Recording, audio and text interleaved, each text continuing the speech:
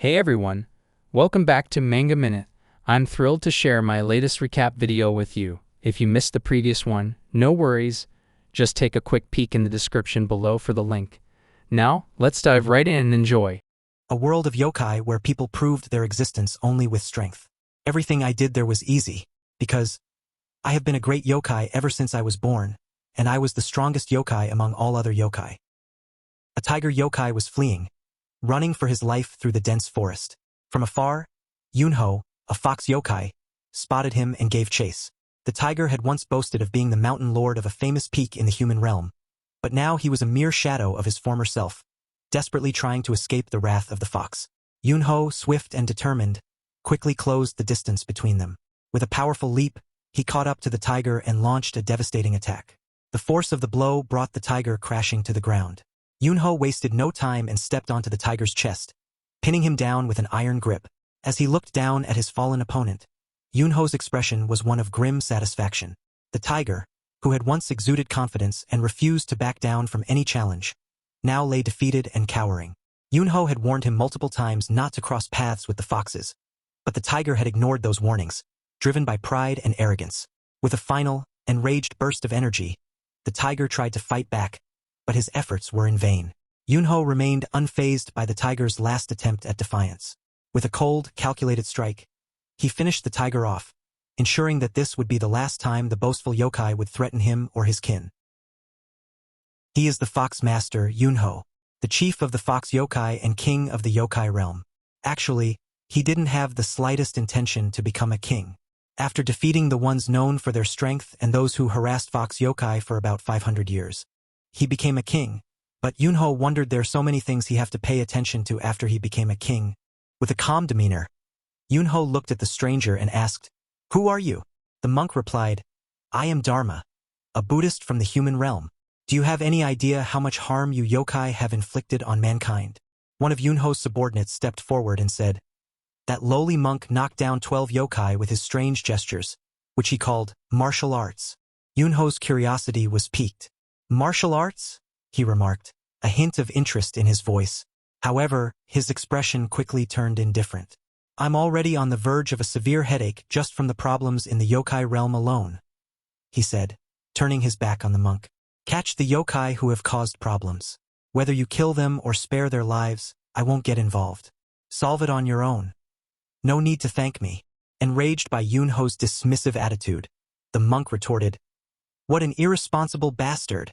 At this time, the boundary between the yokai realm and human realm was non-existent, so the yokai often went over to the human realm and caused problems. Rather than irresponsible, the problem was so insignificant and trivial, so he didn't have any interest in it for even a speck of dust. The monk may have been strong in the human realm, but for Eunho, the monk just looks like an ant playing on the top of his foot. With resolve on his face, the monk declared, "All right, I'll do what you told me to do." He quickly smashed his staff towards Eunho. Effortlessly, Eunho dodged the monk's relentless attacks. As he moved gracefully out of the way, he contemplated, "A physical strength and quick movement that is on par with a yokai. Is this what he calls martial arts?" With a bored expression, he continued to evade, thinking, I didn't know it would be this hard to hit someone without killing them." Deciding to counter the monk's attack with minimal power, Eunho aimed to avoid killing the human. However, even with his restraint, his counterattack sent the monk flying. As the monk lay unconscious on the ground, one of Eunho's subordinates exclaimed, "He fainted. Should I finish him?"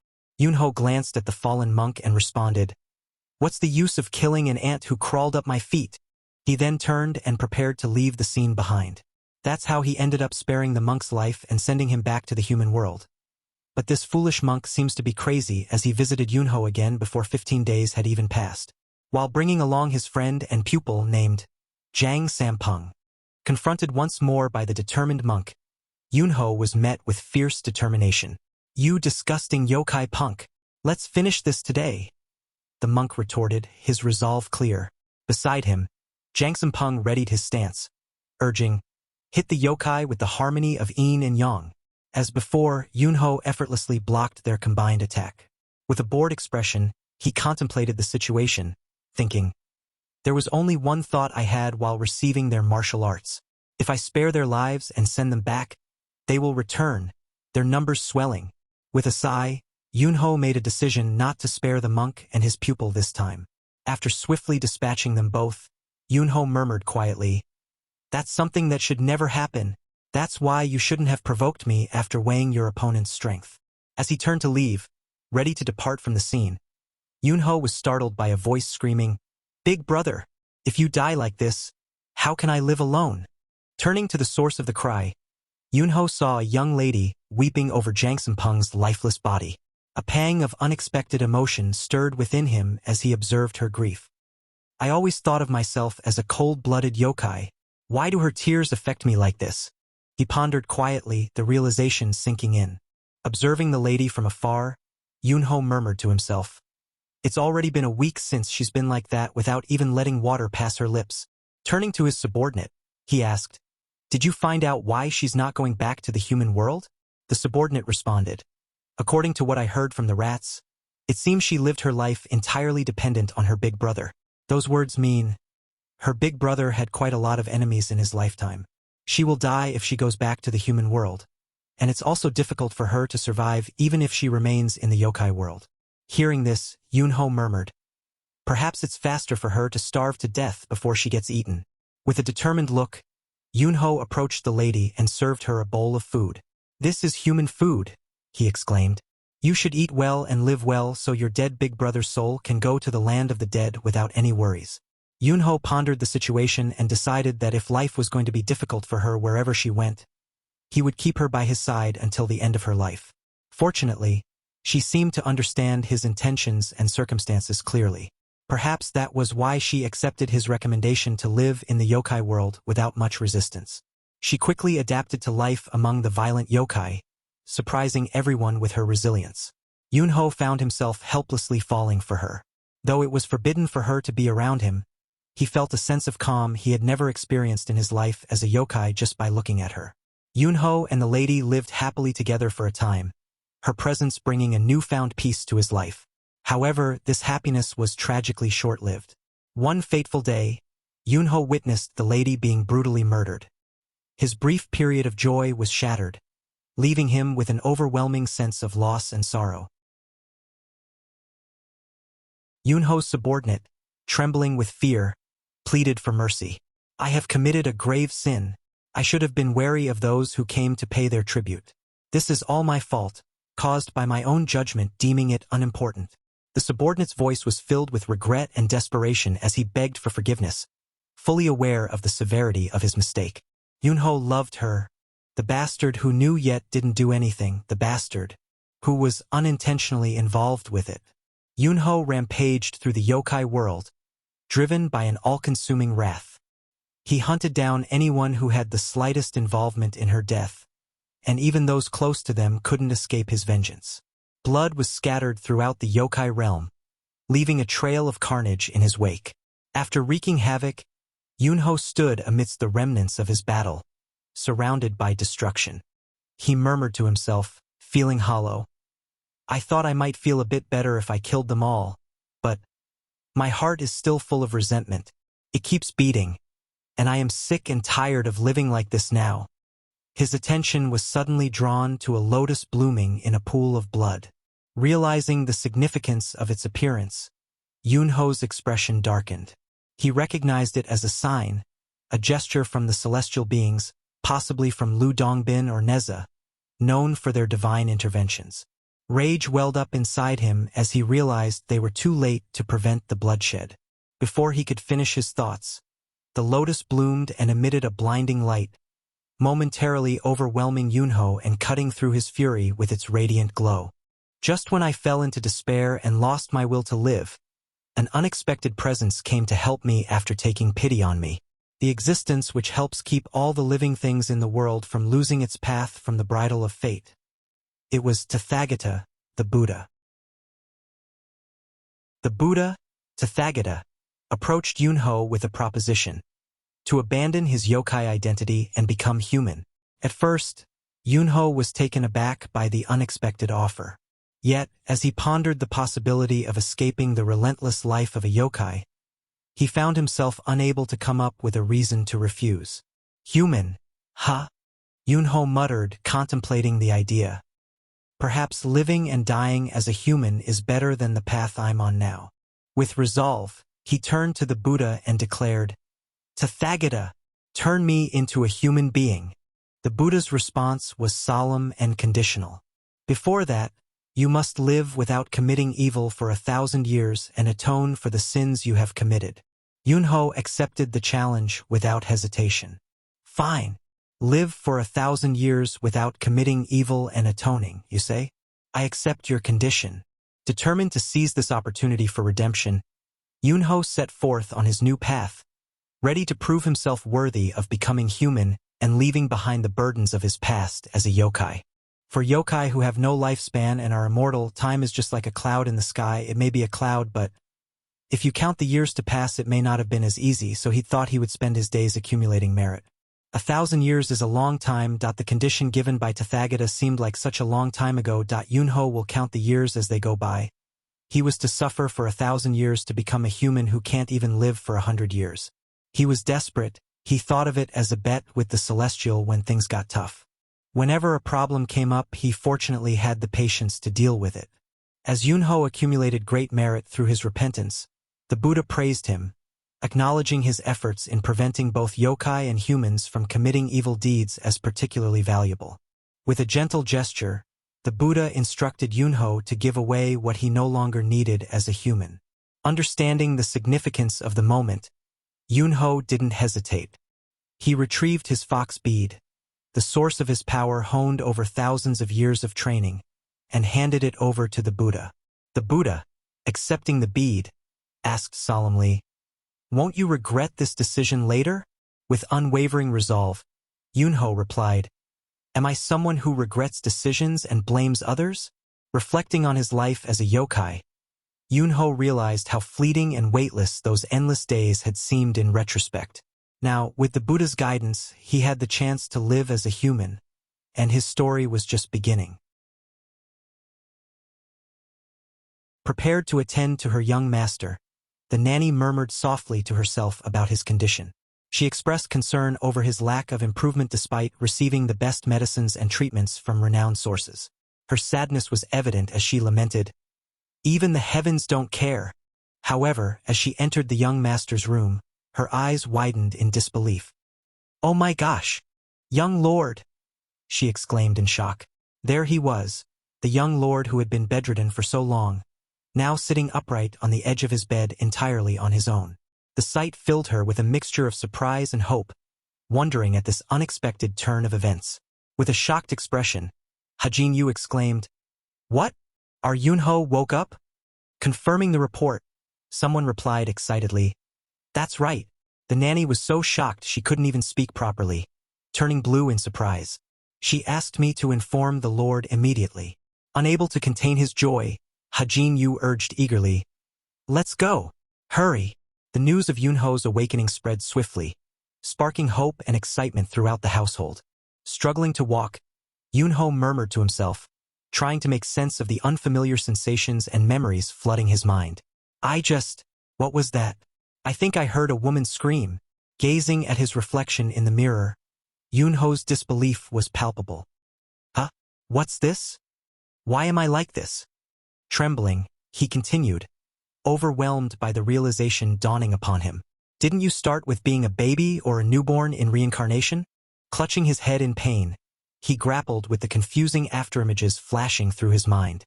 "No. Why? Ugh. What is this? These memories, they're from the person who owned this body." As he regained his composure, Eunho pieced together the fragments of memory surfacing in his consciousness. Right? These are the memories of the person who was the owner of this body. He was born as the eldest son of the lord of a huge merchant district called Chanhajang, and his name is Eunho. Contemplating the situation further, Eunho found an unsettling realization. He has the same name as me. Not only his physical strength, but also his mental fortitude was weak. He was devastated by his mother's death a year ago, stopped eating and drinking completely. After collapsing, he fell ill and eventually died. Lamenting bitterly over his fate, Eunho's frustration grew. I, who used to be the king of the yokai realm, now trapped in the shell of this weakling who died of illness after living such a feeble life. His anger turned towards the Tathagata. You damn Tathagata. Oh, I feel a little dizzy. If you want me to die, just let me die. What are you going to do if you ruin your body to this point? Eunho's mind raced with turmoil as he struggled to reconcile his past as a powerful yokai with his current existence in the frail body of Eunho.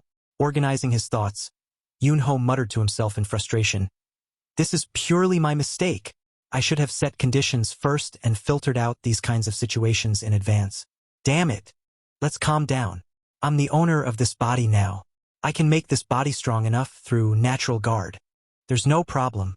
Isn't the greatness of natural guard its ability to turn the sick into strong individuals and criminals into men of virtue? Holding his stomach, he continued. Let's start by filling my stomach first. What do we have here? Something to eat. Suddenly, Hajinyu burst into the room with a joyful expression. He's standing on his 2 feet. What happened? Are you not sick now? Startled, Eunho stammered. Father. With tears in his eyes, Hajinyu responded eagerly. Yes, father. Yes, Eunho. Do you recognize me? I am Hajinyu, the lord of this place. Your father. Quickly regaining his composure, Hajinyu ordered the nanny. Nanny, go and get him something to eat. His heart overwhelmed with relief and happiness at seeing his son restored to health. Looking at the served porridge, Eunho contemplated quietly to himself. Human food. When I was a yokai, I tried it a few times out of curiosity, but it was painful because it always tasted bitter. Taking a spoonful of the porridge, he continued with resolve. But since becoming human, I have no choice but to get used to it. He hesitated briefly before bringing the spoonful to his mouth, and his eyes widened in surprise. What is this? Seeing his reaction, his father exclaimed anxiously. What? Are you feeling sick again? The nanny, panicked, quickly explained. It's a long-simmered porridge with finely chopped vegetables and meat. I hardly seasoned it, so of course it might not suit your taste. But eating salty and greasy food on an empty stomach could make you ill. Eunho quickly reassured them. It's delicious. Can I have more of this delicacy? With enthusiasm, he finished the porridge swiftly, savoring each bite. Oh wow, this is good. As he enjoyed his meal, Eunho pondered with satisfaction. So this is how human food originally tastes. There's no such thing as a bad start.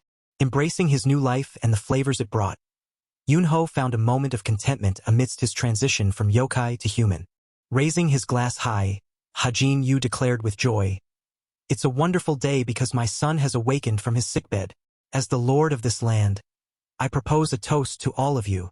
In response, the crowd enthusiastically chanted, Long live, Lord Zhang! Long live, Lord Zhang! Meanwhile, a girl engrossed in a book inside the house frowned at the noise outside. It's noisy. What's going on? Her nanny replied.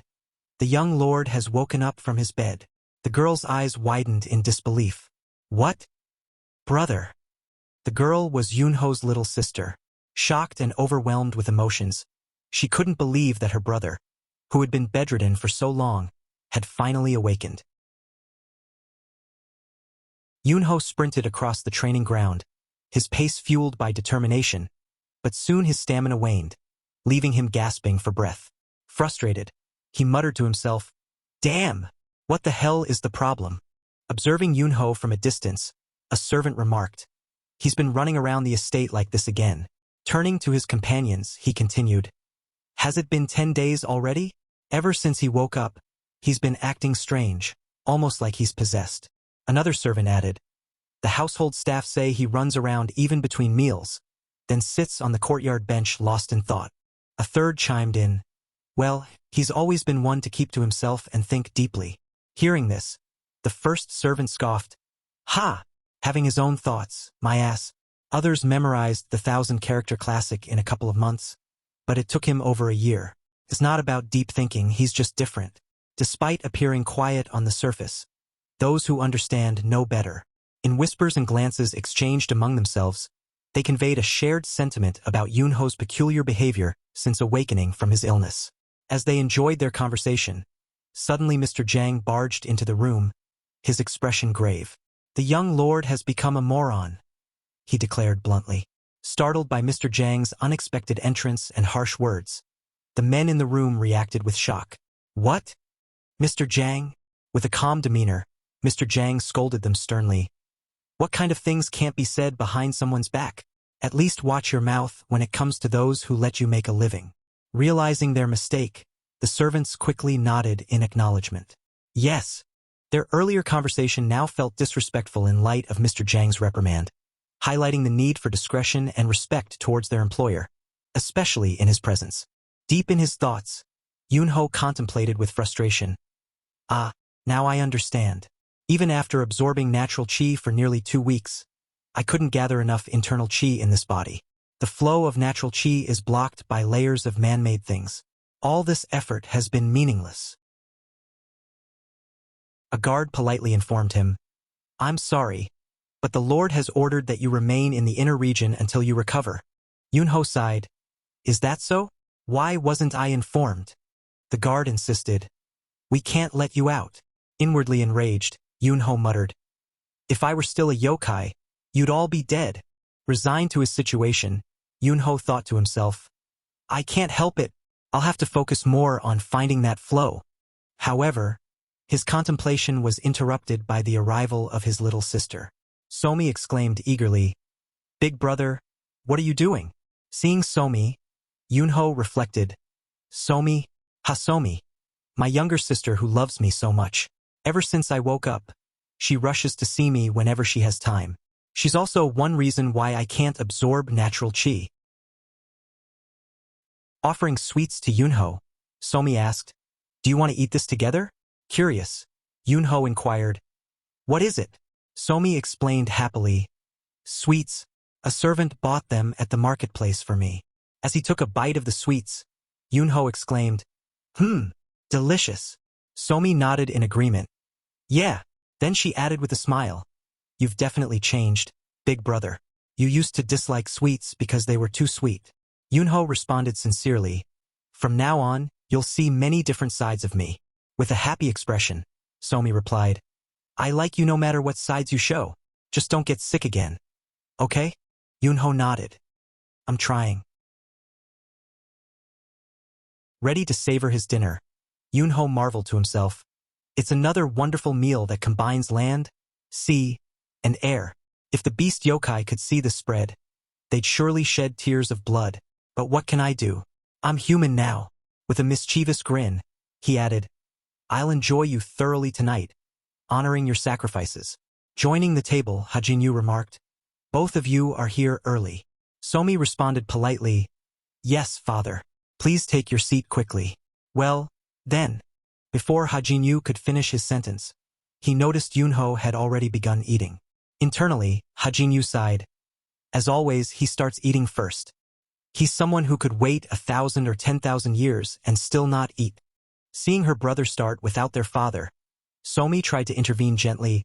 Big brother, Hajinyu, their father, reassured her. It's all right, Somi. Let's hurry and eat too. Despite Eunho's impatience and newfound habits, the family dinner continued with an atmosphere of warmth and understanding, bridging the gaps between their different worlds and circumstances. Seated in the dimly lit room, Hajinyu observed, You seem to have recovered a lot of your internal chi these days. Eunho replied calmly. There's still a long way to go, but enough to manage. Hajin then broached a topic that surprised Eunho. I was thinking, perhaps it's my selfish desire, but you've been bedridden for a year and fell behind in your studies. How about returning to the academy? Taken aback, Eunho questioned, The academy? His father continued. On the other hand, I want you to live as you wish.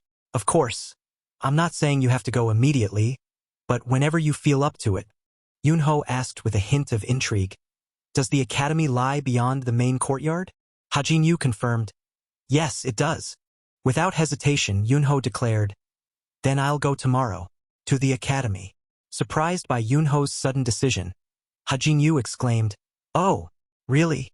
Smirking knowingly, Eunho affirmed, Yes, father. Hajinyu beamed proudly. As expected of my son, your understanding of your father's wishes remains unchanged.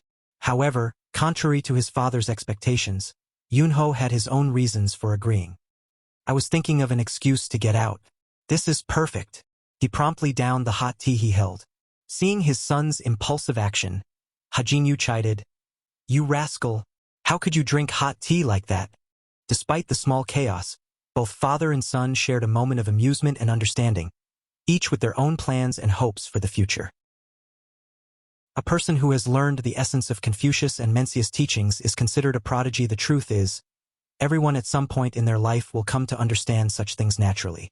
In other words, the teachings of the academy are outdated as you will learn such things naturally in life. The academy just helps poor scholars to receive money from rich families' children.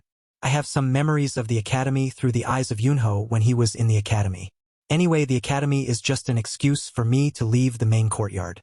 Successfully to get outside the main courtyard, Eunho mused to himself. Yes, that's it. One step, one breath. The natural flow of qi outside the main courtyard is incomparable. I can easily accumulate it in my body. Making his way towards the academy, he continued, "In such a short time, my heavy body seems to have become lighter, and my strength feels increased." Eager to test his newfound capabilities, he added, "Let's see, the natural flow of qi outside is indeed remarkable." With each step, Eunho felt a sense of liberation and opportunity, fueled by the freedom to explore beyond the confines of his home. Mr. Jang exclaimed, "The young master went to the academy, right?"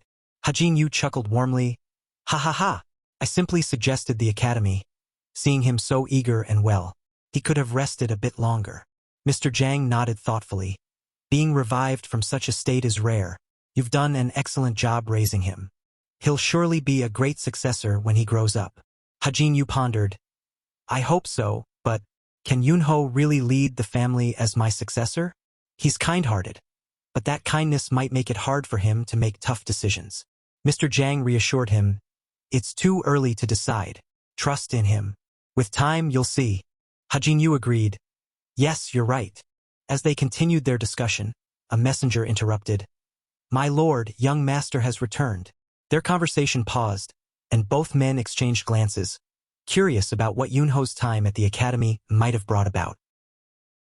With a panicked expression, Hajin-yu remarked, "Eunho, you were supposed to go to the Hanchong Academy. Why did you return so quickly with your clothes dirted? Did you get scammed by someone?" Eunho replied calmly, "I have been kicked out of the academy." As he heard the report, the taken-aback Hajin-yu responded, "Scholar Nim, what are you talking about? Our Eunho got into a fight? I can't believe it." The scholar elaborated, "I used the word fight, but it was more of a duel with consent from both parties."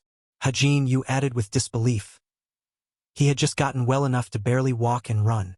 This is just so hard to believe." Taken aback, the scholar remarked, "Barely walk and run?" Recollecting the unfolding events, he continued, "I wanted to know if he had learned martial arts, with how much he was moving." Seeking confirmation, Hajin-yu inquired, "Is what he is saying true?" With a calm demeanor, Eunho affirmed, "Yes, it is true. I was being harassed and insulted because I couldn't perform well at the academy. I tried to ignore them, but when they insulted my deceased mother, and not just her, but also my father, I couldn't bear it any longer. It wasn't just today. It's been happening frequently. They show no respect for my family and treat us like a joke." Turning to the scholar, Eunho pressed on, "I'm sure you were aware of this and did nothing. Everyone has their limits. I had simply reached mine with them." As they walked their way back towards the manor, Hajin-yu exclaimed with pride, "Scholar Nim admitted his mistake in this matter and requested us to overlook the troublemakers just this once. He mentioned that if all the troublemakers were expelled, it would impact the scholar's income. I accepted their request so others won't blame you for being ruthless, especially after causing significant injuries." With a satisfied smile, he continued, "You spoke so eloquently in front of the scholar Nim. He had no words to reply with. True knowledge indeed does not have to be confined within closed walls." Eunho responded with determination, "Then I will study by myself from now on." He bowed respectfully to his father and added, "Excuse me." Observing his son's resolve, Hajin-yu turned to Mr. Jang and inquired, "What do you think about this, Jang Nim?" Mr. Jang replied politely, "He fought for a cause, for his family's honor. Compared to his peers who lack such consideration, he has done admirably. His motives were clear throughout. From then on, Eunho enjoyed newfound freedom to come and go as he pleased. He dedicated himself to training his body and absorbing qi, gradually accumulating internal energy. Pleased with his progress, Eunho remarked with satisfaction, "My legs no longer tremble, and I'm not out of breath. My body is smoothly absorbing the flow of nature's qi. I'm finally making some real progress."